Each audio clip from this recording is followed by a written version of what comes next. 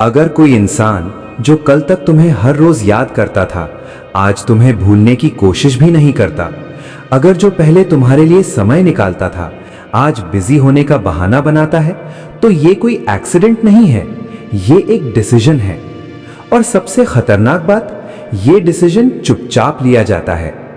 अगर तुम भी इस फेज से गुजर रहे हो, अगर किसी ने तुम्हें बिना बोले पीछे छोड़ दिया है, तो कमेंट्स में अपनी प्रॉब्लम लिखो। ये वीडियो सिर्फ देखने के लिए नहीं है, ये उन लोगों के लिए है जो अभी भी खुद को ब्लेम कर रहे हैं। वीडियो को लाइक करो, क्योंकि ये लाइक एल्गोरिथम से ज्यादा किसी टूटे हुए इंसान तक पहुंचेगा। वीडियो को एंड तक देखो, क्योंकि आखिरी हिस्सा तुम्हारी सोच बदल देगा। सच ये है, एफर्ट अचानक खत्म नहीं होता, ना ही प्यार अचानक मरता है। एफर्ट धीरे धीरे मरता है। मैसेजेस लेट होने लगते हैं, कॉल्स शॉर्ट हो जाती हैं, प्लान्स कैंसिल होने लगते हैं, और तुम खुद से पूछते हो, क्या मैंने कुछ गलत किया? यहीं से साइकोलॉजिकल ट्रैप शुरू होता है। जब सामने वाला एफर्ट देना बंद करता है, तो सबसे पहले तुम्हारी सेल्फ रिस्पेक्ट पर अटैक होता है। तुम नोटिस करते हो कि अब कॉन्वर्सेशन तुम स्टार्ट करते हो, रिप्लाई वही देता है, एनर्जी तुम्हारी होती है, इंटरेस्ट उसका नहीं होता। ये इम्बैलेंस दिमाग को कंफ्यूज करता है, क्योंकि इंसान नेचुरली इक्वालिटी चाहता है।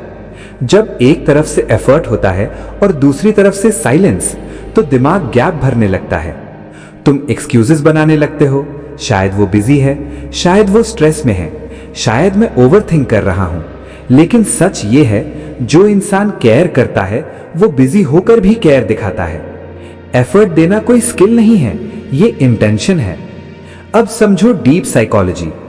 जब कोई एफर्ट देना बंद करता है, तो वो रिलेशनशिप छोड़ने से पहले इमोशनली एग्जिट कर चुका होता है। उसने तुम्हें छोड़ने का फैसला तुमसे पहले कर लिया होता है, बस तुम्हें बताया नहीं होता। और सबसे पेनफुल पार्ट, तुम अभी भी पुराने वर्जन से बात कर रहे होते हो, जबकि सामने वाला नया वर्जन बन चुका होता है। यही वजह है कि तुम्हारी बात उसे बोरिंग लगती है, तुम्हारी प्रेजेंस उसे हैवी लगती है, और तुम्हारा प्यार उसे प्रेशर लगता है। अब यहां एक डेंजरस साइकिल शुरू होती है। तुम ज्यादा एफर्ट करने लगते हो, ज्यादा एक्सप्लेन करते हो, ज्यादा एडजस्ट करते हो, ज्यादा टॉलरेट करते हो, और वो और दूर जाता है। क्यों? क्योंकि इंसान उसी चीज की वैल्यू करता है जिसे खोने का डर हो। जब तुम हर हाल में अवेलेबल रहते हो, तो तुम्हारी एब्सेंस की वैल्यू जीरो हो जाती है। ये हार्श है, लेकिन रियल है।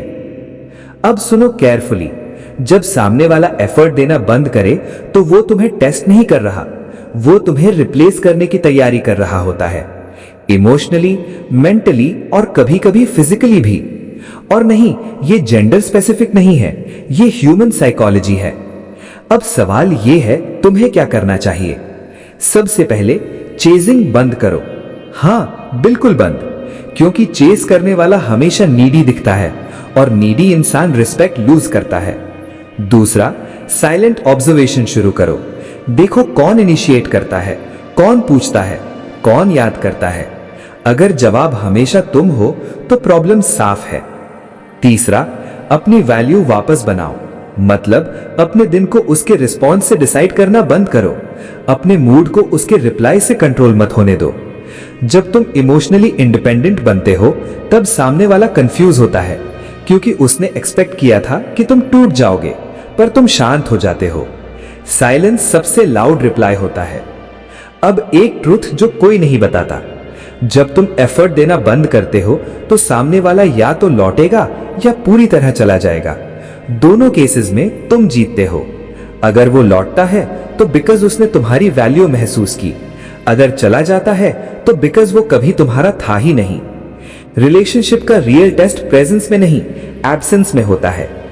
अब सोचो, अगर तुम आज डिसअपियर हो जाओ, तो क्या वो नोटिस करेगा? अगर जवाब नहीं है, तो आंसर वही है। अब एक लाइन जो दिल में बैठा लो, जो तुम्हारे बिना भी ठीक है, वो तुम्हारे साथ कभी सीरियस नहीं था। और इसका मतलब ये नहीं कि तुम कम हो, इसका मतलब ये है कि तुम गलत जगह थे। अगर अभी तक ये वर्ड्स हिट कर रहे हैं, तो वीडियो को लाइक करो, क्योंकि आगे हम बात करेंगे कि कैसे सामने वाले को रियलाइज करवाया जाए, बिना बेगिंग, बिना एक्सप्लेनिंग, बिना ड्रामा। तुम्हारी पावर वहीं से शुरू होती है, जहां तुम ये एक्सेप्ट कर लेते हो कि सामने वाला बदल चुका है और तुम अब भी पुराने वर्जन से उम्मीद लगाए बैठे हो। सबसे बड़ा इल्यूजन यही होता है कि एफर्ट वापस आ जाएगा, कि वो फिर पहले जैसा बन जाएगा। लेकिन सच ये है, जो इंसान एफर्ट रोकता है वो डिसीजन ले चुका होता है, बस एग्जिट एग्जीक्यूट करना बाकी होता है। अब यहाँ दो तरह के लोग टूटते हैं, पहले वो जो खुद को ब्लेम करते हैं और दूसरे वो जो खुद को खो देते हैं। तुम दोनों मत बनना। अब समझो रियल गेम। जब सामने वाला एफर्ट देना बंद करता है तो वो पावर शिफ्ट करता है और तुम अननोइंगली उसे ये पावर दे देते हो, रिप्लाई का वेट करके, डबल टेक्सटिंग करके, एक्सप्लेन करके। ये सब सिग्नल्स होते हैं कि तुम्हारी इमोशनल बैलेंस अब उसके हाथ में है। और जो इंसान तुम्हारे इमोशंस कंट्रोल कर सकता है वो तुम्हारी रिस्पेक्ट कभी नहीं करेगा। अब सुनो ध्यान से, सबसे ब्रूटल मूव जो तुम कर सकते हो वो है नॉर्मल हो जाना। ना एक्स्ट्रा केयर, ना कंप्लेंट्स, ना टॉन्ट्स, ना सैडनेस शो, बस काम, सेंटर्ड, अनबॉदर्ड। क्योंकि इनडिफरेंस सबसे कंफ्यूजिंग इमोशन है। जब तुम सडनली शांत हो जाते हो तो सामने वाला एक्सपेक्ट करता है कि तुम सवाल पूछोगे, रोगे, लड़ोगे, लेकिन तुम कुछ नहीं करते। यहीं से उसका दिमाग हिलता है। वो सोचता है, क्या ये मूव ऑन कर रहा है? क्या अब इसे फर्क नहीं पड़ता? क्या मैंने इसे खो दिया? याद रखना, इंसान अटेंशन खोने से नहीं, इंपॉर्टेंस खोने से डरता है। अब एक हार्ड ट्रुथ, जो इंसान एफर्ट नहीं दे रहा वो तुम्हारे टीयर्स डिजर्व नहीं करता, वो तुम्हारी स्लीपलेस नाइट्स डिजर्व नहीं करता। क्योंकि जो सच में केयर करता है वो तुम्हें उस स्टेट तक जाने ही नहीं देता। अब नेक्स्ट स्टेप, बाउंड्रीज। एफर्ट खत्म होने के बाद फ्रेंडशिप ऑफर आना कॉमन है। Let's stay friends, you are important to me. ये सेंटेंस स्वीट लगता है, लेकिन ये इमोशनल एक्सप्लॉयटेशन है। क्यों? क्योंकि वो तुम्हें एक्सेस तो चाहता है, कमिटमेंट नहीं। अटेंशन चाहिए, अकाउंटेबिलिटी नहीं। और अगर तुम मान जाते हो तो तुम खुद को डिस्काउंट कर देते हो। जो तुम्हें पूरा नहीं चुनता उसे हाफ एक्सेस भी मत दो। अब बात करते हैं हीलिंग की। हीलिंग का मतलब नया इंसान ढूंढना नहीं है। हीलिंग का मतलब खुद को वापस पहचानना है। तुम कौन थे उससे पहले, जब तुम्हारा मूड किसी और के रिप्लाई से डिसाइड नहीं होता था। तुम्हारी एनर्जी, तुम्हारी एम्बिशन, तुम्हारा कॉन्फिडेंस, वो सब अभी भी वही है, बस किसी और को प्रायोरिटी देने में तुमने खुद को पीछे छोड़ दिया। अब वापस आओ। जिम, वर्क, फोकस, ग्रोथ, ये सब क्लीशे लगता है, लेकिन साइकोलॉजिकली प्रूवन है। जब तुम अपने आप में इन्वेस्ट करते हो तो तुम्हारा सबकॉन्शियस सिग्नल देता है कि आई एम वैल्यूएबल, और ये सिग्नल बाहर तक जाता है। अब सबसे शॉकिंग पार्ट, कभी कभी वो इंसान वापस आता है, एफर्ट के साथ, अपॉलॉजीज के साथ, और यहां तुम फेल करते हो। क्योंकि तुम्हें क्लोजर नहीं चाहिए, तुम्हें वैलिडेशन चाहिए। तुम ये सुनना चाहते हो कि हां तुम स्पेशल थे, लेकिन अगर वो सच में स्पेशल समझता तो तुम्हें खोने की नौबत ही नहीं आती। सेकेंड चांस तभी मीनिंगफुल होता है जब बिहेवियर चेंज हो, सिर्फ वर्ड्स नहीं। अब एक लाइन जो हमेशा याद रखना, जो चला गया वो लेसन था, जो रुका वो डेस्टिनी। और हर लॉस पनिशमेंट नहीं होता, कभी कभी प्रोटेक्शन होता है। अगर कोई एफर्ट देना बंद करे तो उसे रोकना मत, क्योंकि जो रुकता है वो डर से रुकता है, प्यार से नहीं। और डर से रुके लोग कभी लॉयल नहीं होते। अब फाइनल ट्रूथ, तुम्हें किसी को कन्विंस करने की जरूरत नहीं कि तुम लवेबल हो। जो तुम्हें देख नहीं पाया वो ब्लाइंड था, तुम कम नहीं थे। और एक दिन तुम पीछे मुड़कर देखोगे और सोचोगे, अच्छा हुआ जो वो चला गया, क्योंकि अगर वो रुक जाता तो तुम खुद को कभी नहीं ढूंढ पाते।